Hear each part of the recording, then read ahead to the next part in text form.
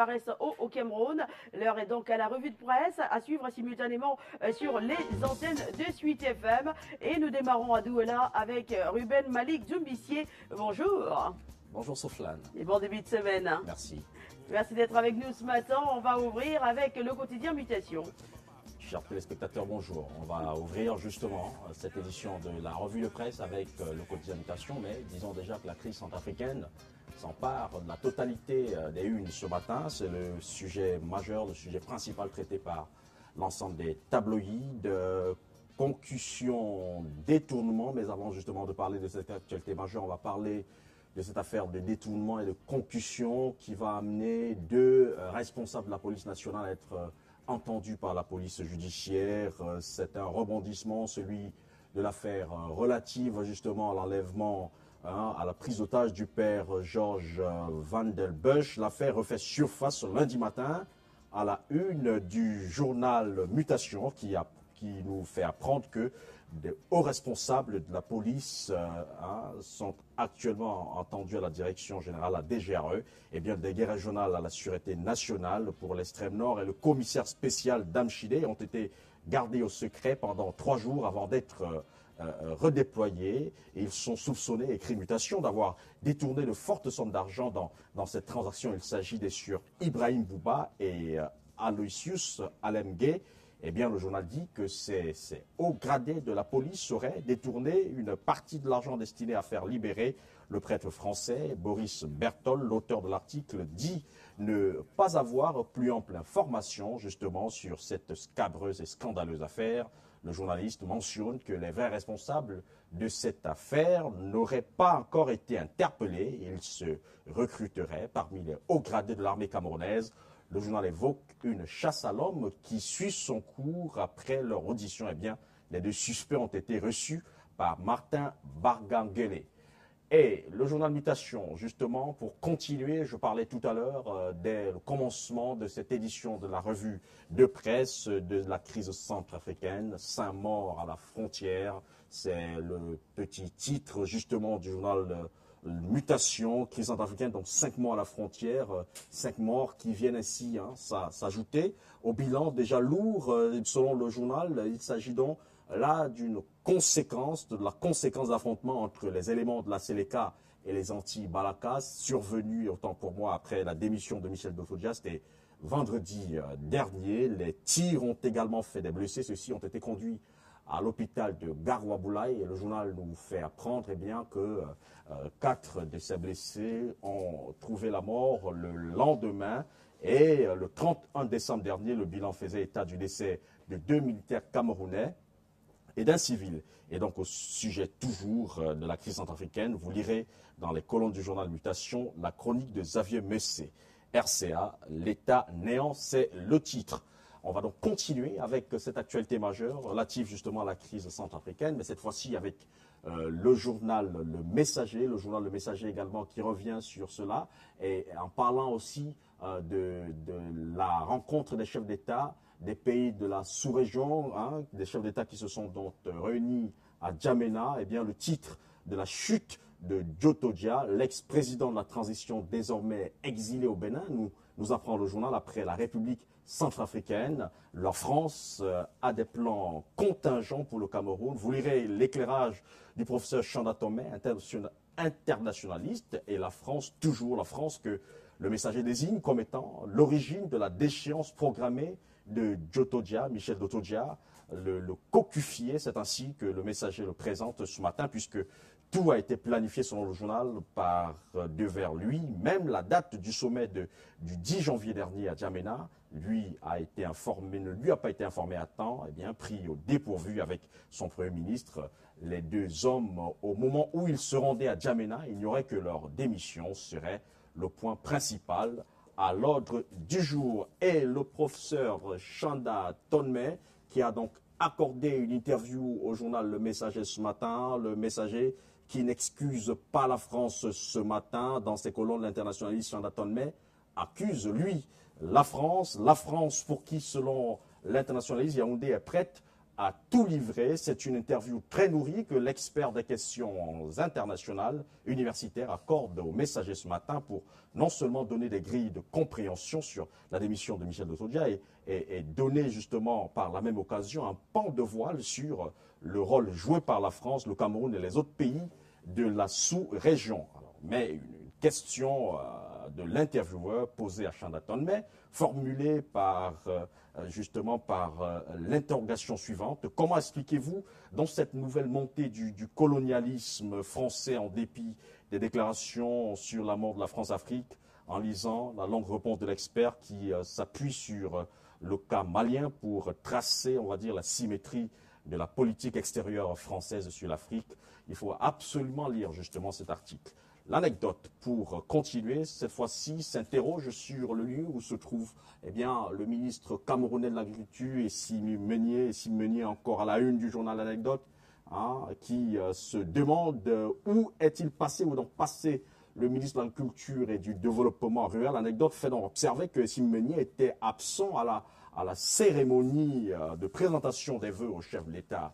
Essim Meunier, qui serait depuis plusieurs jours du côté des États-Unis d'Amérique, informe le journal L'Anecdote, qui n'en finit plus avec des révélations scandaleuses au sujet du Minagri et du développement rural. Eh bien, le journal nous apprend que le haut commis de l'État a donc évoqué des soucis de santé pour sortir du pays. Est-il démissionnaire?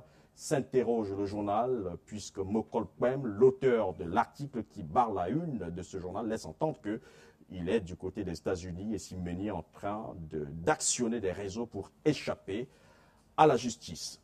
Toujours au chapitre justement des concussions, le journal La Nouvelle nous présente un autre qui a eu maille à partir avec l'opération Épervier. Lui, c'est M. Bapé Penda, le patron du CNCC, qui aurait été entendu au CED. Il serait, écrit le journal, dans de sales draps pour une affaire de 31 milliards de francs CFA. Eh bien, dans les colonnes du journal, vous lirez toutes les précisions datées et chiffrées sur les transactions et les comptes à la base de ce que le journal pense être les coups tordus du sieur Mbappé Penda. Eh bien, le rôle de la Standard Chartered Bank est également évoqué dans les colonnes de ce journal, dans ces opérations de détournement de fonds, des faux documents mis à contribution. Et terminons cette édition de la revue de presse avec le journal Popoli, Commercial Bank du Cameroun, eh bien la CBC Bank, Fotso, dépossédé de sa banque. Eh bien, le journal nous fait apprendre ce matin que des nouveaux actionnaires sont recherchés eh bien, pour renflouer les caisses de la banque. Merci Sofiane. Merci beaucoup. Ruben Malik Dumbissier, donc à demain, 7h30 pour une autre revue de presse à direction Yaoundé. Nous allons y retrouver Ebel Olinga, Javis Nana, j'en sais pas trop ce matin. Vous avez lu pour nous, je ne sais pas qui est là, vous avez lu pour nous les quotidiens et autres journaux. Voilà, c'est Ebel qui est donc là, les journaux qui paraissent à Yaoundé. Bonjour Ebel, qu'est-ce qu'on peut... Bienvenue à Yaoundé, nous vous disons... bienvenue dans une ville qui a un climat plutôt très calme. J'espère également que votre week-end l'a été. Mesdames et messieurs, bonjour et merci de nous renouveler votre fidélité. Commençons cette revue de presse par Cameroun Tribune. Le quotidien bilingue national revient sur la cérémonie de présentation des vœux à la première dame du Cameroun. Cameroun Tribune dit que vendredi dernier, les épouses des membres des corps diplomatiques et des corps constitués ont offert des bouquets de fleurs à Chantal Biya et sont repartis les bras chargés de cadeaux. Le journal de Marie-Claire Nana consacre 4 pages spéciales à ce grand moment de partage autour de la première dame Chantal Biya. Restons autour du palais d'Etoudi avec le remaniement ministériel. Le Cocorico des Tropiques croit savoir ce qui justifie la longue attente observée à ce sujet. Le journal de Joseph Zibi parle des raisons d'un retardement. Et la première, selon cet hebdomadaire, serait l'intention du chef de l'État de faire revenir le poste de vice-président dans le pouvoir exécutif de notre pays. L'hebdomadaire Le Cocorico des Tropiques, qui est dans les secrets des saints, dit que le président de la République placera un fils du nord-ouest ou du sud-ouest au poste de vice-président, un fils du Grand Nord à la primature, l'ouest étant déjà positionné au Sénat. Les cartes seront ainsi distribué à la satisfaction de tous. Le Cocorico des Tropiques ajoute que Paul Biya serait donc en train de procéder à des consultations en ce moment et ne manquera pas de nous surprendre dans les prochains jours avec cette réforme gouvernementale. La météo Biebdo nous apprend pourtant que Paul Biya avait préparé le remaniement ministériel la semaine dernière, mais les événements de la Centrafrique l'ont amené à renvoyer la publication du nouveau gouvernement. Le journal de Dieudonné Mveng dévoile ici ces ministres que Paul Biya a failli virer vendredi dernier. En attendant la publication justement officielle de la nouvelle équipe, la météo Biebdo révèle dans ce numéro quelques noms des ministres bannis du prochain gouvernement. Et pendant qu'on attend le remaniement ministériel, Paul Biya se retire à Mvomeka, constate le quotidien Le Jour. Ce titre barre justement la une principale du journal bleu d'Aman Mana qui indique que le chef de l'État est à Mvomeka depuis samedi dernier et la formation du nouveau gouvernement pourra attendre. Jean-Bruno Tagneux, notre confrère, nous fait remarquer qu'on a déjà passé 12 jours d'attente après le discours de fin d'année, à la suite duquel beaucoup voyaient en cela un remaniement le lendemain. Le quotidien Le Jour nous révèle également ce matin dans son encadré que l'armée française quitte Ngaoundéré, l'aéroport de Ngaoundéré, autant pour moi. Adolar Lamicia, qui s'y est rendu, confirme que les soldats du 3e régiment des parachutistes d'infanterie de la marine ont quitté provisoirement la Damawa. Le dernier vol transportant ces militaires français est parti de Ngaoundéré dans la nuit de mercredi à jeudi dernier. Des précisions à la 5e page. Le quotidien Émergence, qui avait déjà décrié le jeu trouble de l'installation de l'armée française dans la capitale régionale de l'Adamawa, revient ce matin sur la diplomatie camerounaise. Le journal de Marius Biaga parle des non-dits de la non-ingérence. Le quotidien Vert cerne les contours de cette non-ingérence qui voile d'autres réalités. L'article signé par le directeur de publication évoque dans cette édition les visions diplomatiques à la camerounaise du temps de Aïdjo à l'ère Biya. L'affaire de double nationalité, le tri-hebdomadaire Le Soir nous dit que l'ambassade du Cameroun aux États-Unis écrit au gouvernement. Le document officiel signé par Joseph Bienvenu Charles Foué à Tangna est publié en intégralité dans le journal de Armand Bianda. Ce document fait savoir entre autres que Ndédié Yango a bel et bien un passeport américain authentique et qu'il lui a été délivré un visa de 3 mois le 10 juillet 2009 à l'ambassade du Cameroun aux États-Unis d'Amérique. Sans détour, quant à lui, parle du rebondissement d'une autre affaire. L'hebdomadaire d'investigation et d'information générale nous révèle que le dossier du MINSEC rebondit au TCS. Catherine Abena et ses co-accusés seront devant le président du tribunal ce 17 janvier, nous apprend la une de Sans détour, et qui révèle également que l'UBAPES est quant à lui aussi attendu devant la barre. Et le journal de Nestor Diatou ajoute, autant pour moi, que depuis 2010, la procédure n'a plus jamais bougé. L'audience du 17 janvier prochain devrait permettre de remettre sur les rails le dossier des détournements présumés au ministère des enseignements secondaires. Sans détour parle également des personnes qui ont marqué l'année 2013. Le dossier de la rédaction revient sur les bonnes performances réalisées par certains membres du gouvernement. L'hebdomadaire Sans détour reconnaît le mérite de Jean-Claude Boinchou, considéré comme l'architecte qui reconfigure le visage de l'habitat social. Luc Magloire Atangana, le ministre du Commerce, et Jean-Baptiste Bokam par les bienfaits de la campagne de prévention routière. Vous avez bien compris, c'est la saison des Awards et justement, l'hebdomadaire de Emmanuel Mbombok Matik reconnaît les mérites lui aussi d'un certain nombre de Camerounais ayant œuvré en faveur des personnes vulnérables en 2013. Climat social parle encore de Jean-Claude Boinchou, l'un des rares ministres du gouvernement qui sait ce qu'on appelle aller sur le terrain. On parle aussi de Emmanuel Chatué, le président directeur général de Canal 2 International et ses actions entreprises dans le cadre de la caravane de solidarité de la Fondation Canal 2.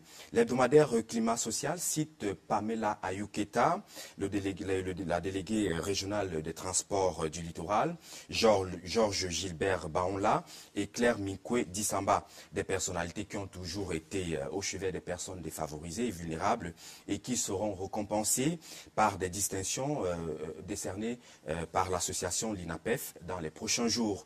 La grande une de cet hebdomadaire s'intéresse à la corruption, climat social, qui a répertorié les secteurs d'activité les plus corrompus en 2013, se demande si l'épervier est mort en plein vol.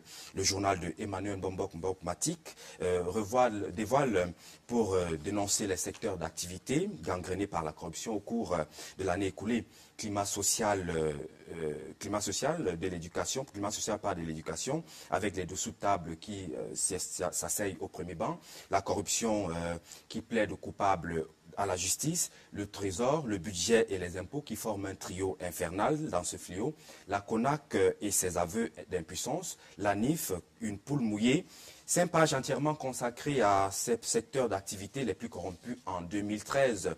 L'hebdomadaire Région est dans les kiosques. Le journal des Échos du Cameroun profond de Dieudonné Kenyé propose un regard croisé sur l'exécution du budget, programme du budget d'investissement public et du budget de l'État en 2014. L'hebdomadaire Région a consigné également pour ses lecteurs tous les projets de la région de l'Ouest dans ce numéro. Retrouvez également dans les kiosques ce matin le quotidien L'économie. Le journal de Thierry Ekouti s'intéresse à l'industrialisation et parle à sa une d'un plan pour relancer l'ex-Célucam. Revue de presse de ce lundi, stop et fin. Merci de nous avoir suivis ce matin. Prenons rendez-vous pour demain avec certainement le même plaisir. Soflane, bonne continuation. Merci beaucoup, Ebel Oligan. Et bien sûr, à demain pour une autre revue de presse. Nous sommes lundi 13 janvier 2014. Joyeux anniversaire à Wakap Lao Delphine. Elle est institutrice à Ndungue. Joyeux anniversaire également à Josiane Arlette Ndjoussi Fongan. Sans oublier toutes les personnes qui ont donc vu le jour un 13 janvier dans le monde. Pour vous faire